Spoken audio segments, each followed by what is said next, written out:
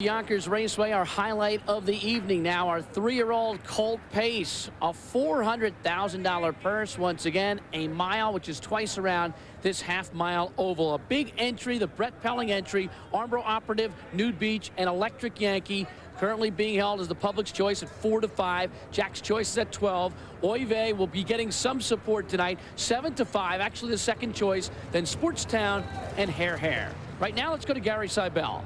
All right, thanks, Bruce, very much. I'm with Charlie Keller III, whose dad, Charlie King Kong Keller, roamed the outfield for the New York Yankees back in the 1940s, along with guys, I don't know, DiMaggio, Joe DiMaggio, Tommy Heinrich, two great ball players. Charlie King Kong Keller, his son, Charlie Keller III. And I'll tell you what, first of all, Charlie, I assume you're a Yankee fan, aren't you? Well, it'd be hard not to be a Yankee fan, sort of bred that way. Your father opened Yankee Land Farms in Maryland, the most successful standard-bred farm in the state. Tell us a little bit about that. And we're taking a look right now at your dad, along with Joe DiMaggio. After he got done playing ball, he opened Yankee Land Farms, didn't he? Yes, we started to get in the standard-bred business in the mid-'50s. Bought a farm, and over the years we've had to add a few farms to keep up with the number of horses we've had. Your dad isn't the only one with connections to the New York Yankees. I understand that you played minor league ball against Joe Torre, the present manager of the New York Yankees. Yes, Joe and I, we played together in the Northern League back in 1960. And you sent him something special before Game 4 of the World Series in Atlanta from one of the feet of one of your Breeders' Crown champions, Yankee Cashmere, in 1994. Tell us about that. Well, yes, we did. The shoe that we took off of Cashmere when she retired, we had in the barn, and we sent it to Joe, hoping he'd have a little bit of luck, like we did in the Breeders' Crown. All right, like you, I am a Yankee fan as well, and we hope that does bring luck to the New York Yankees. And, of course, good luck to you tonight with Electric Yankee in the 3-year-old Colt Pace. Right now, we're going to head back to Bruce Beck.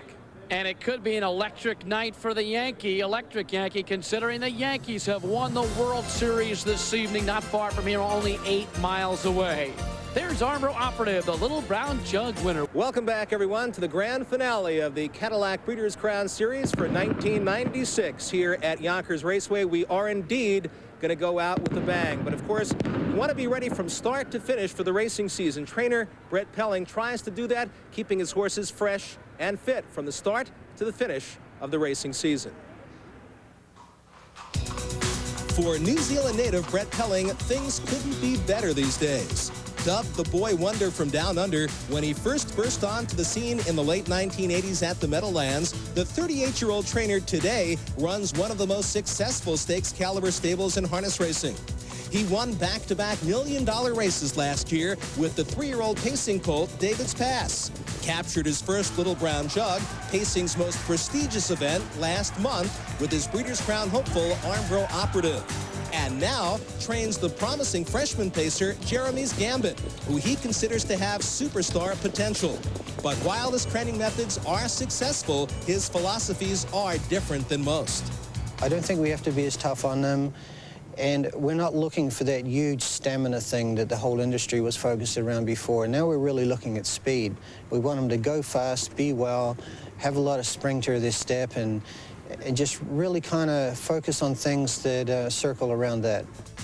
While Pelling builds a foundation for his horses early in their training regimen, when the major races come around on the calendar, he wants them fresh and fit. Overtraining is something that I definitely stay away from. I like to keep the horses very fresh, so they get a lot of time outside. But mainly just don't be too taxing on them. They're racing every week. They're going a lot faster than they ever have before. And recovery is one of the primary things we really focus on, is getting out of the races in good shape. But Pelling didn't always believe that. When he won 3 straight training titles at the Meadowlands in the early 1990s, he fed his horses well and worked them hard, until trainer Bill Robinson came down from Canada with his horses. His horses were faster than mine. I couldn't work it out. And I started looking at him, and I kept looking at Bill's horses, and then I said to myself, you know what? These horses all look the same. I felt like when I seen them on the track with the gear on, every single one of them looked exactly the same. And I said, you know what? I want mine to look that way too. Kind of get that same uniformity in the way they look, but do it more through the way you feed them and the way you take care of them than the training. Now, Pelling has his horses looking the part, looking and racing like winners.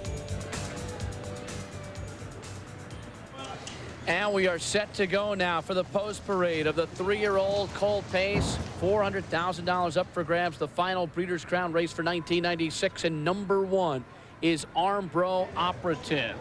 Owners Tom Walsh and David McDuffie won the Little Brown Jug, and then the Breeders' Crown with Magical Mike in 1994. Armbro Operative won this year's jug for Walsh and McDuffie. Will history repeat itself for the duo with the crown win tonight? The master of the half-mile oval, Mike LaChance, is the driver. He's got 12 Breeders' Crown victories, including 2 in this division. 1A is Nude Beach. Starting from post position 2, an excellent second-place finish for the Beach Towel Colt in Monday's Cadillac Crown of Limb. He's been in peak form for the last month or so, but trainer Brett Pelling acknowledges that he is the weakest of his 3-horse entry. The driver is Ross Wolfenden, who makes his first Breeders' Crown start, a native of New Zealand. 1B is Electric Yankee. Of course, we just spoke to Charlie Keller III. Well, like the weather, Electric Yankee was hot in August with wins in the Adios and Dancer Memorial, but he has tailed off lately for his connections. He's kind of a blasé, lazy horse, and if he doesn't get into it early, don't look for him to be in it late.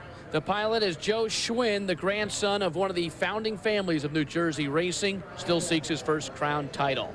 Number 2 is Jack's Choice. Now, he came into Monday's Cadillac Crown of Limb riding a three-race win streak, but the move to Breeders' Crown competition proved a bit stronger. Nonetheless, he finished a respectable 5th in that mile. Detroit native Peter Wren has motored through the weekend with plenty of horsepower. He won last night with personal banner. There is number 3, Oive. The fastest colt in the field, a member of the 150 club by virtue of a huge 150-3 win at Vernon Downs earlier in the year. He went gate to wire in the Cadillac Breeders' Crown of Limb. Jack Moiseyev is the driver. He won the second heat of the Little Brown Jug with Armbro Operative. Now he tries to beat him with Oive. And they're changing the bike now at number 4, Sportstown. Just a little work here before he comes out for the post parade. Long on ability, but short on wins is Sportstown. This season, his son of Die Laughing has had a decent year, but the Tom Martandy trained colt is the field's leading money earner, however, having a career bankroll about $2,000 thicker than that of the aforementioned Oive.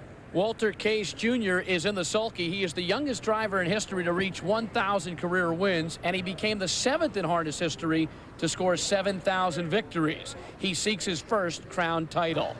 Number 5 is Hare. Well, Bruce, Here is the winningest horse in the field this season with 11 trips to the circle, including a victory in the New York Sire Stakes final right here at Yonkers at the end of September. He prepped for tonight's final with a 4th-place finish in his Olymp.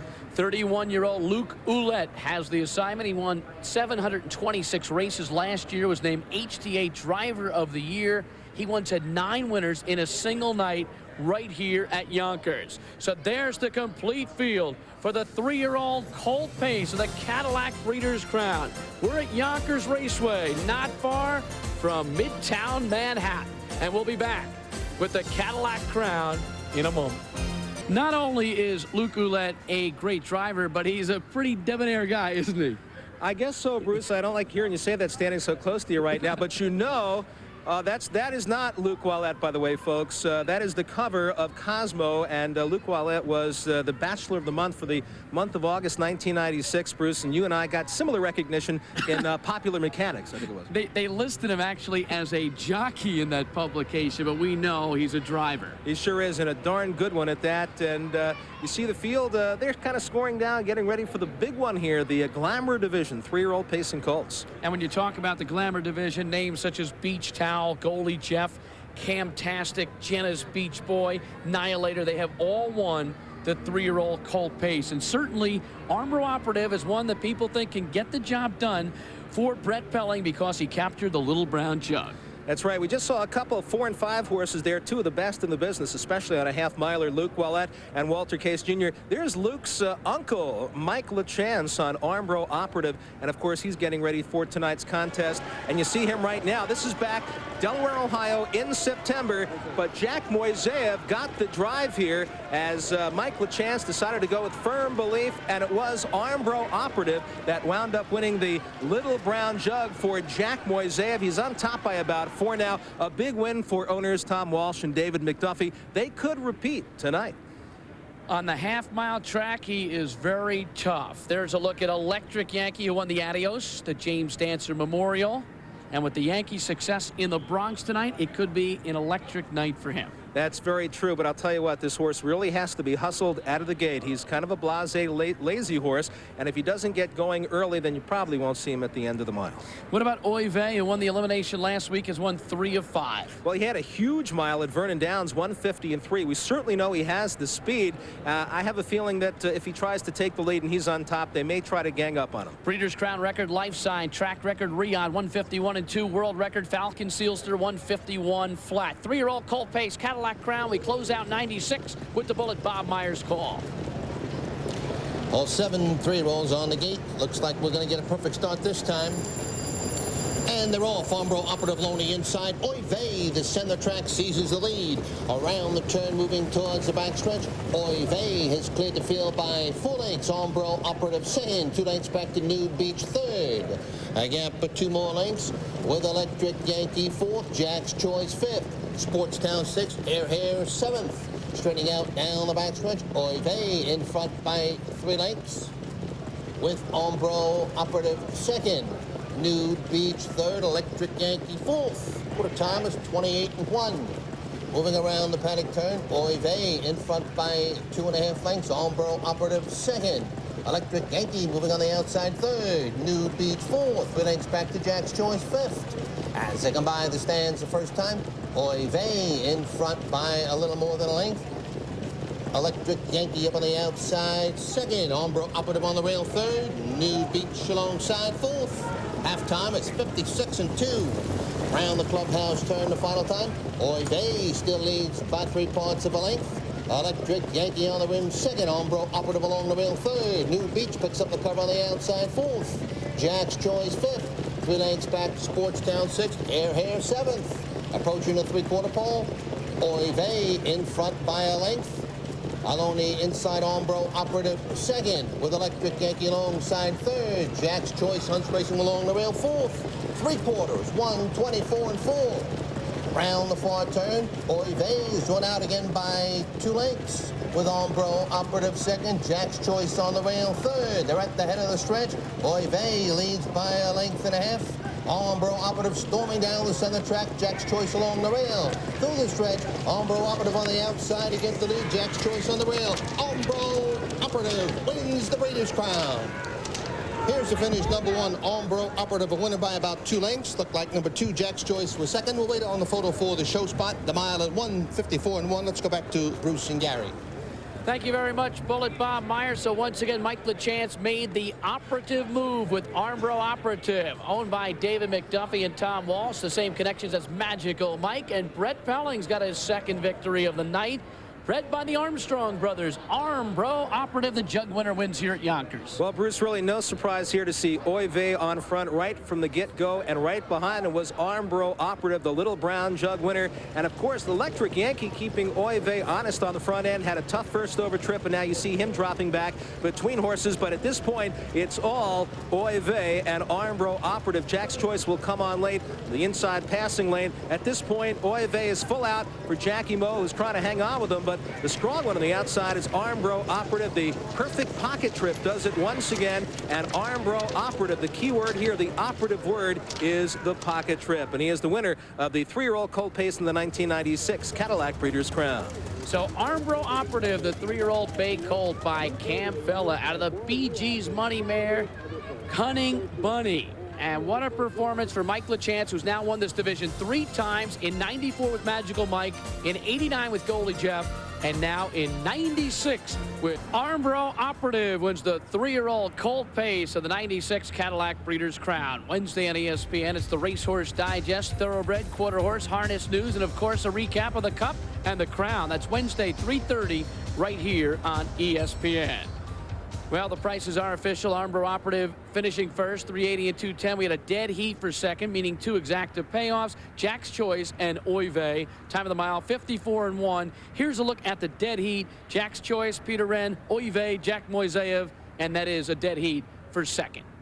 Here's the official order of finish. Electric Yankee was last. Armbro Operative, your race winner. Gary Seibel standing by with the winners. All right, Bruce, thanks a lot. We are indeed here in the winner's circle at Yonkers Raceway. Hall of Fame driver Michael Chance. Mike, the third time you've won this division. 3-year-old pacing Colts, 1989 goalie Jeff, 94 Magical Mike, and of course tonight 1996 Armbro Operative. And besides that, you also won the 3-year-old filly pace tonight with Mystical Maddie. You left nothing for anybody else.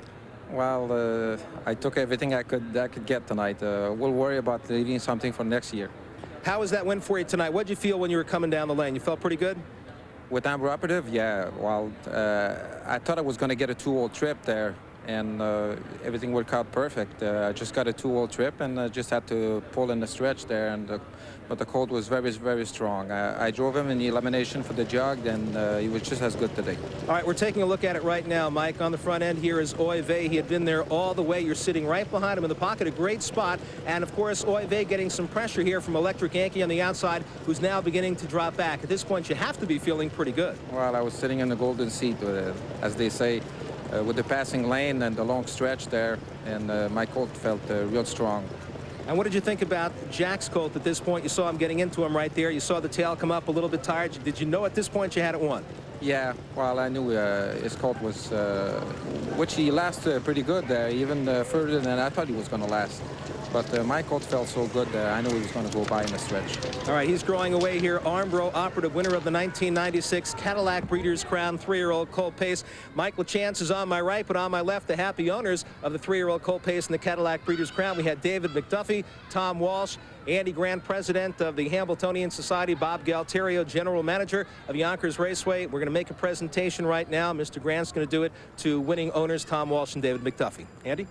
Thank you. On behalf of the Hambletonian Society, Cadillac, and Yonkers Raceway, it's a great pleasure to present Tiffany's Breeders' Crown Trophy to Tom Walsh and Dave McDuffie, two of the real nice guys in the game. Thank you. Thank you, Andy. Okay, let's talk to David and Tom for a quick second here. We have a little bit of time. 1994, Magical Mike wins the Little Brown Jug, comes back, wins this race, 3-year-old Colt Pace in the Cadillac Breeders' Crown. This is deja vu all over again, as Yogi used to say. Of course, Armbro Operative wins the Jug, comes back tonight, and wins the Breeders' Crown. Tell us about that. It's got to be a great feeling for you guys. You never get tired of it, I'll tell you that, Gary. Keep them coming. And you, Tom? I said you'll never get tired of it. We can't think of any better ones to win. At the point where Mike's sitting right behind Oy Vey in the pocket, you guys have to feel awfully good at that point. It's a horse race, though, and anything can happen. It's a long stretch here now. What's next for Armbro Operative, and what do you guys, you got another one next year for the Jug and the Breeders' Crown? Well, next month, we go to Dover, I guess, for the Progress. And, of course, trainer Brett Pelling has done a tremendous job. We have to give Brett a lot of credit here. He's done a tremendous job with Armbro Operative. And I know Brett was somewhere in the picture just a couple of moments ago. There's Brett. Brett, why don't you step over on the other side here? We won't mind if you walk across center stage there. You're here now, so tell us about that. This Colt has been just tremendous for you. Yeah, he's steadily improved. He's doing well now. He's been eating well, feeling well, and he got rid of a little bit of a pain there about 6 weeks or a couple of months ago, and he's just been doing good. And he feels good, and he's racing that way. He's been going to the wire real strong, and that's what you want. All right, we're taking another look at the stretch here, and as the other guys, Brett, must have felt the same way. You had to feel awfully good here. I see Mike had a good hold of him there, pacing around that last turn, and I knew Oy Vey had been softened up a little bit, and you knew that the horse is in good shape. And he's pacing strong right through the wire here. He's getting the job done. And, of course, your philosophy to have horses fresh and fit, Armbro Operative certainly looks that way, doesn't it? Well, we skipped the messenger for this race, and I think that really helped the horse. He was very strong tonight.